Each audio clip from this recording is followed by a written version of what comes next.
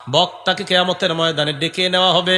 নেওয়ার পর ফায়ুলকা ফিন্নার, বক্তাকে জাহান্নামে নিক্ষেপ করা হবে। বক্তাকে মানে আমি যদি এই জাতীয় লোক হই, আমাকে নেওয়ার পর জাহান্নামে নিক্ষেপ করা হবে। নিক্ষেপ করার পর ফাতানদালিকু আখদাবুহু ফিন্নার, আগুনের মধ্যে জ্বলে পুড়ে তার নারী বুড়িগুলা বের হয়ে যাবে। সহিহ বুখারী 3267 নাম্বার হাদিস। এটা কোনো গল্প নয়। আগুন থেকে জ্বালানোর পরে তার নারী বুড়িগুলা বের হবে। বের হওয়ার পর ওই ব্যক্তির দেখার জন্য অন্য জাহান্নামীরা আসবে। আচ্ছা, অন্যরা কষ্টে আছে না? এই বেটারে দেখতে আসবে অন্য জাহান্নামীরা, কিও ভাই আপনার এই অবস্থা কা? আসার পর বলবে আলাম তাকুন তা'মুরুনা বিল মারুফ, আমনে নাম করে কত ওয়াজ করতেন, আজকে আপনি এখানে কেন? ওয়া তানহানা আনিল মুনকার, আপনি না আমাদেরকে অসৎ কাজ থেকে নিষেধ করতেন। বক্তা সাহেব জবাব দিবে কুনতু আমুরুকুম বিল মারুফ ওয়ালা আতিহি, আমি তোমাদেরকে নেক কাজের আদেশ করতাম, আমি নিজে করতাম না। ওয়া কুনতু আনহাকুম আনিল মুনকার, আমি তোমাদেরকে অপছন্দনীয় কাজ থেকে নিষেধ করতাম, অন্যায় কাজ থেকে নিষেধ করতাম। ও আতিহি, আমি নিজেই কাজগুলা করতাম। এই জন্য ভয়ঙ্কর অবস্থা। যারা কথা বলে চিন্তা ভাবনা করে বলা দরকার। মুসনাদে আহমদের বর্ণনা, আল্লাহ নবী বলেন মাররতু লাইলাতান উসরিয়া বি বিআকওয়াম, মেরাজের রাতে একদল মানুষের পাশ দিয়ে আমি অতিক্রম করলাম। এদের দিকে আমি তাকাইলাম, তাকিয়ে দেখলাম তুকরাজু শাফাহুহুম বিমাকারিজ মিন নার, তাদের এই জিহ্বার ঠোঁটগুলা আগুনের কেচি দ্বারা কাটা হচ্ছে। আমি প্রশ্ন করলাম মানহা উলা ইয়া জিবরিল, জিব্রাইলেরা কারা? জিবরিল আমিন জবাব দেয় হা উলা ই খুতাবা উম্মতি, কারা হলো আপনার উম্মতের বক্তারা। খুতাবা অর্থ কি? বক্তা। সোজা কথা, একদম সোজা অনুবাদ। হা উলা ই খুতাবা উম্মতি, কারা হলো আপনার উম্মতের বক্তারা। আল্লাযীনা ইয়াকুলুনা মা লা ইয়াফআলুন, যারা এমন কথা বলতো নিজেরাই পালন করতো না। ওয়া ইয়াকরাউনা কিতাবাল্লাহ, আল্লাহর কোরআন পড়তো। ওয়ালা ইয়ামালুনা বিহি, নিজেরা আমল করতো না। নিজেরা আমল করতো না। তাই জবান চালাইতে বড় সাবধান। এই জবান বড় সতর্কতার সাথে চালানো দরকার।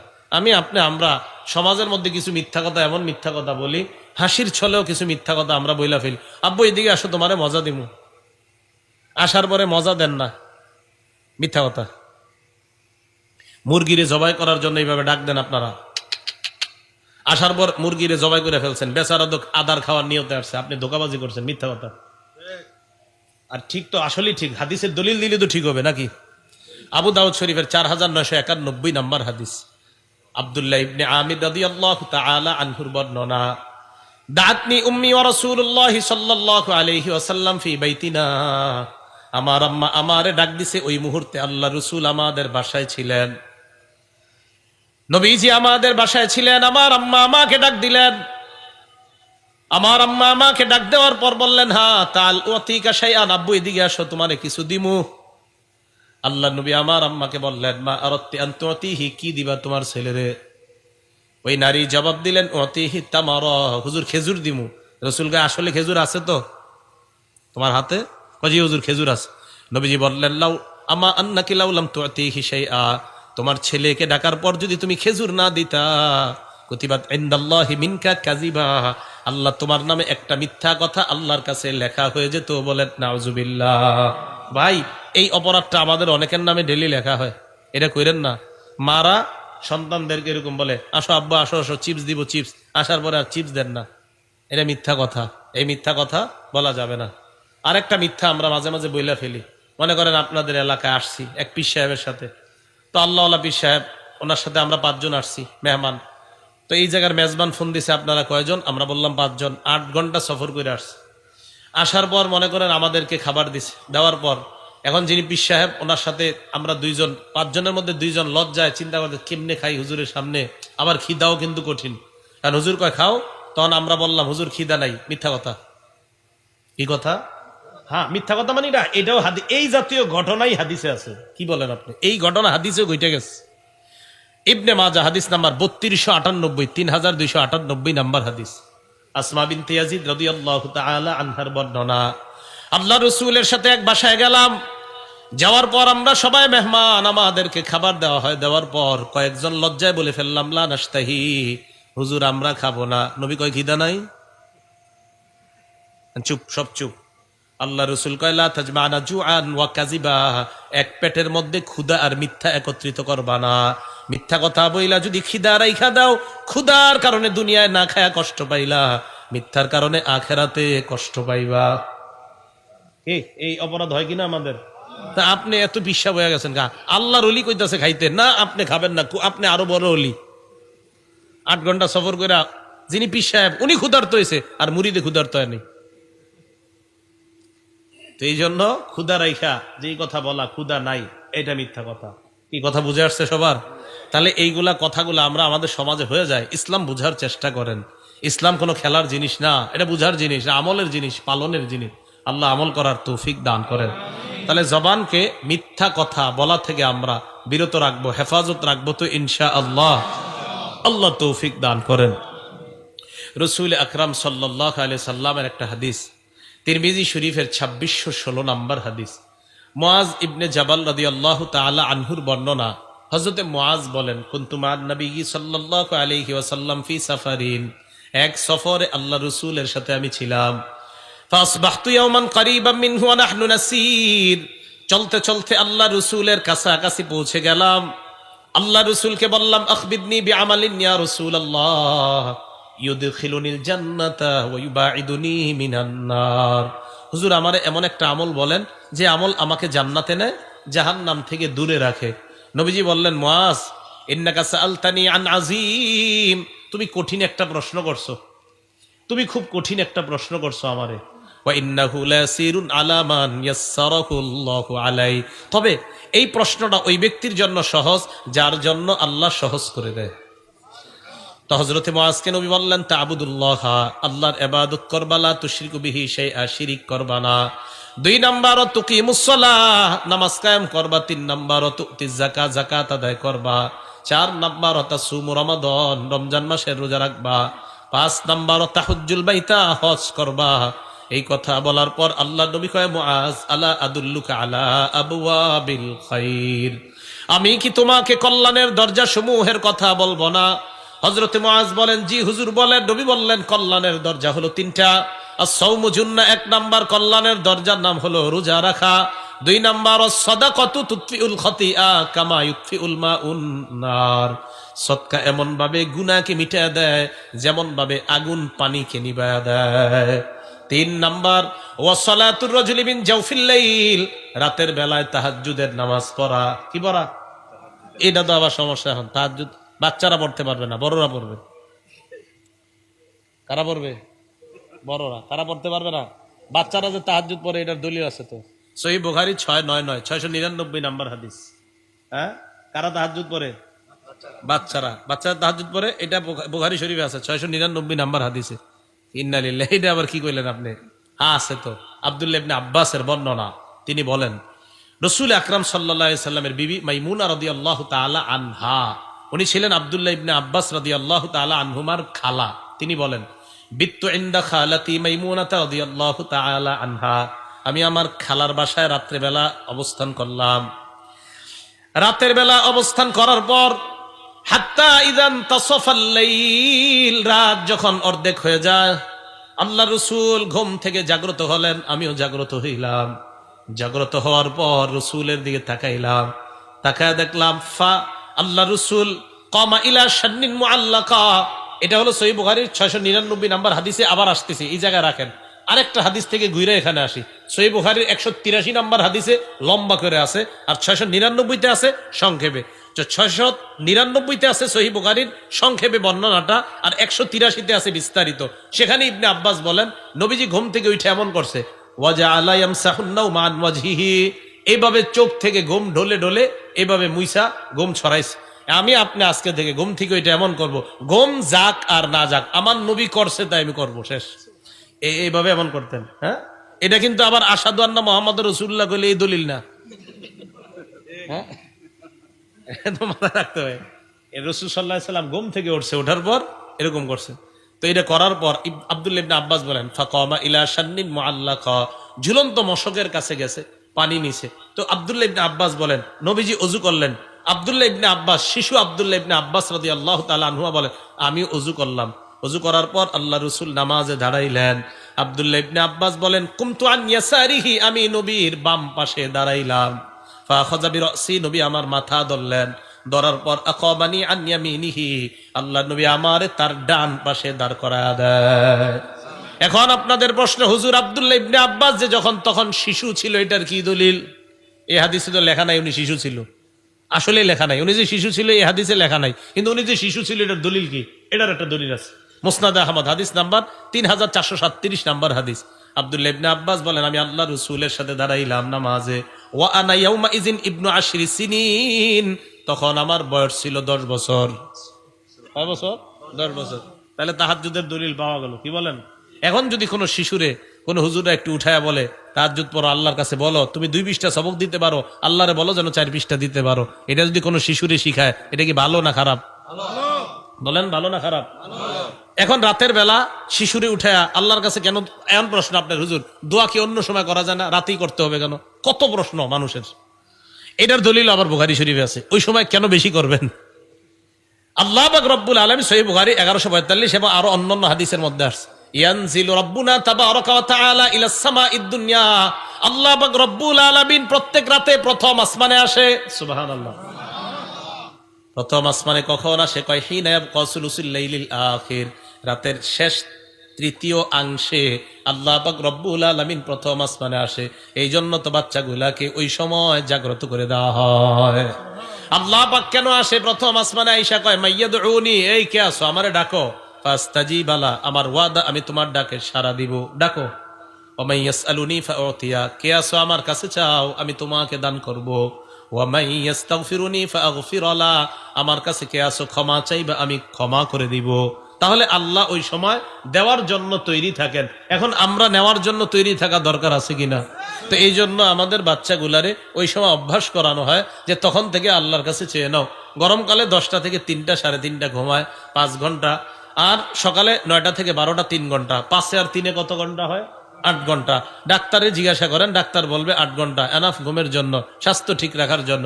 শীতকালে সেই ঘুমটা আরো 9 থেকে 10 ঘন্টা হয়। তাহলে সমস্যাটা কোথায় সেটা বলেন।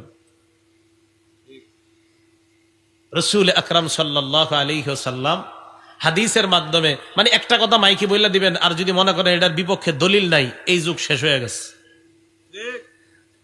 কথা কইতে খুব সাবধানে বলবেন, পাল্টা দেখবেন দলিল কোত্থেকে এসে পড়ছে, আপনি টেরও পাইবেন না। হ্যাঁ, এই জন্য উলামায়ে কেরাম, এখন মাশাআল্লাহ উলামায়ে কেরাম আপনার সাধারণত এই জায়গায় আসতো না আগে, আমাদের মুরব্বীরাও বেশি মাইকের সামনে আসা পছন্দ করতো। এখন আমার উস্তাদরাই আমারে ঠেললে এখানে পাঠায়, যা যা যা যা এখানে যা। আমি কিন্তু এই জায়গার মানুষ না। এই যে আমার বড় ভাইয়ের বন্ধু, উনিও জানে আমি এই লাইনের লোক না। আমি মূলত পড়াশোনা করা, মাদ্রাসায় পড়ানো, ওই দিকে আমার অভিজ্ঞতা বেশি। ইব্রাহিম ভাইয়ারাও জানে, ওইটাই আমি উপভোগ করি বেশি। এটা কিন্তু আমি বেশি উপভোগ করি না। এখানে হুজুরা পাঠাইতেছে। আমি আপনাদের সামনে বয়ান দেওয়ার মূল উদ্দেশ্য থাকে, প্রথম উদ্দেশ্য থাকে ওলামায়ে কেরাম এবং মাদ্রাসার ছাত্রদেরকে উৎসাহিত করা, এদেরকে এই উৎসাহ প্রদান করা যে কিছু দলিল মুখস্থ করে নেন, বাতিলটা যেন সামনে এসে দাঁড়াইতে না পারে। আসবে একটা দলিল ছেড়ে দিবেন, বাস শেষ, আউট। কিছু বলবে দলিল ছাড়বেন, আউট। আরেকটা বলবে দলিল ছাড়বেন, আউট। এই যে দেখেন আলহামদুলিল্লাহ, আসে সামনে 1-1.5 মিনিটও কথা বলা সম্ভব না। কেন? আপনি কি বলবেন, কোন বিষয়ে? অমুক বিষয় তো বলেন, হ্যাঁ এটা বুখারীতে আছে, সমস্যা কি? আর কি বলবেন বলেন, এটা মুসলিম শরীফ আছে, কি সমস্যা? সমস্যা না তো ঠিক আছে, জান আসসালামু আলাইকুম, শেষ, খালাস। এই জন্য আমি মাদ্রাসার ছাত্র ভাই যারা আছেন, হ্যাঁ খুব পড়াশোনা করেন, মন দিয়ে পড়াশোনা করেন, পড়াশোনা করেন, নিজের যোগ্য করেন, তৈরি করেন। কিছু বিষয়ের দলিল আদিল্লা এমন ভাবে আপনি মাথায় রাখেন যেন বাতিল আপনারে দেখলেও আপনার কাছাকাছি না আসে। এই কথাটা মাথায় রাখবেন। আল্লাহ বুঝার তৌফিক দান করুন। তো বলছিলাম, রাসূল আকরাম সাল্লাল্লাহু আলাইহি সাল্লাম ওই মুআজ ইবনে জাবালকে বললেন, মুআজ 3টা বিষয় কল্যাণের দরজা। 1 নাম্বার রোজা রাখা, 2 নাম্বার সদকা করা, 3 নাম্বার রাতের বেলায় তাহাজ্জুদের নামাজ পড়া। রাতের বেলায় তাহাজ্জুদের নামাজ পড়া।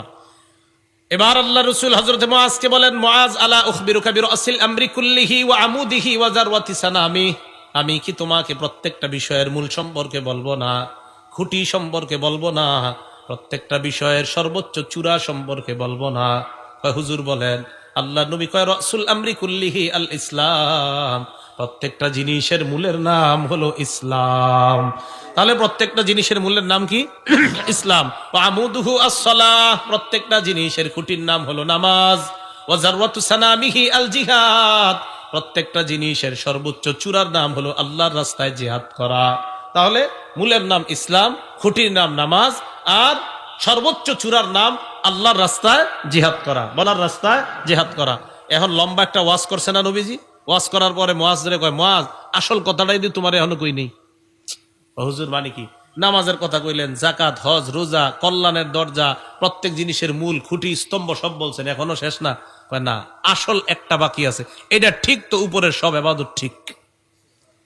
হুজুর এটা কি? ফাখাযা বিলিসানিহি, নবী তার জিহ্বা মুবারক ধরলেন, ধরার পর বললেন, কুফফা কুফফা আলাইকা হাযা, মুয়াজ এটা নিয়ন্ত্রণ করবা, তাহলে সব ঠিক থাকবে।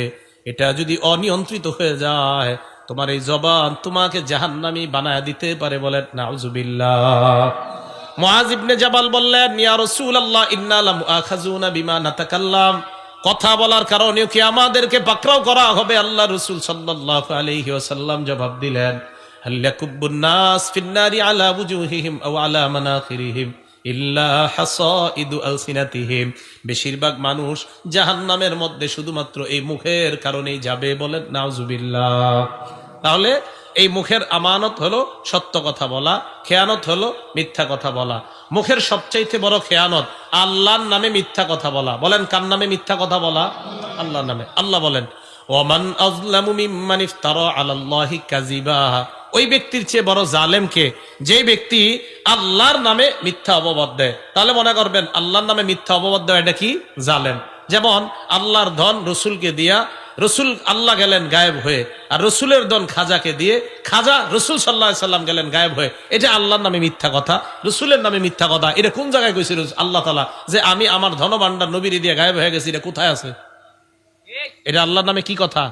হ্যাঁ, আল্লাহর নামে মিথ্যা কথা বলা, এটা সবচেয়ে বড় জুলুম।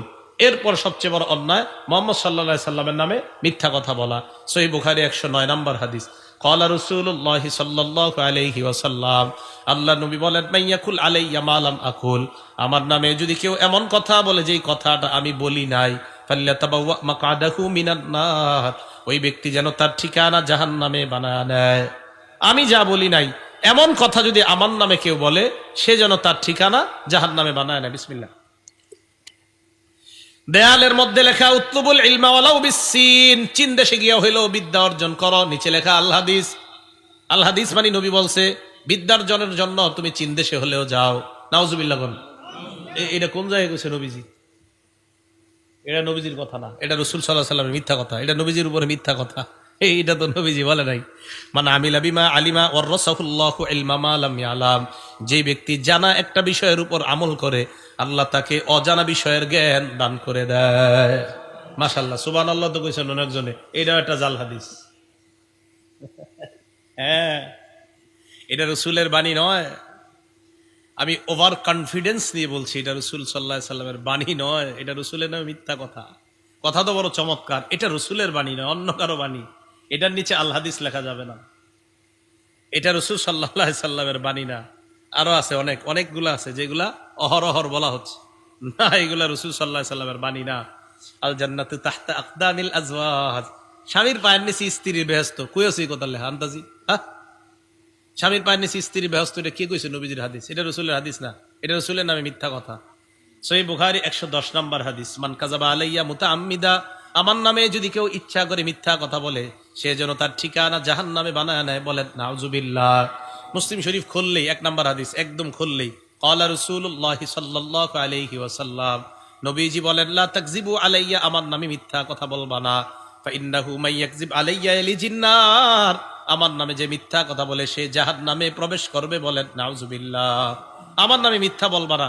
মুসলিম শরীফের 6 নম্বর হাদিস, ইয়াকুনু ফি আখিরিজ জামান উনাস, শেষ জামানায় একদল মানুষ আসবে, ইয়াতুনাকুম মিনাল আহাদিস মা লাম তাসমাউ আনতুম ওয়ালা আবাউকুম, এরা এমন এমন হাদিস বলবে যা তোমরাও শোনো নাই, তোমাদের বাপ দাদারাও শোনে নাই। এদের থেকে দূরে থাকবা। মাশাআল্লাহ, মাইকের সামনে বৈশা দিয়ে অনেকে বলে আল্লাহ নাকি এটা বলছে। কি?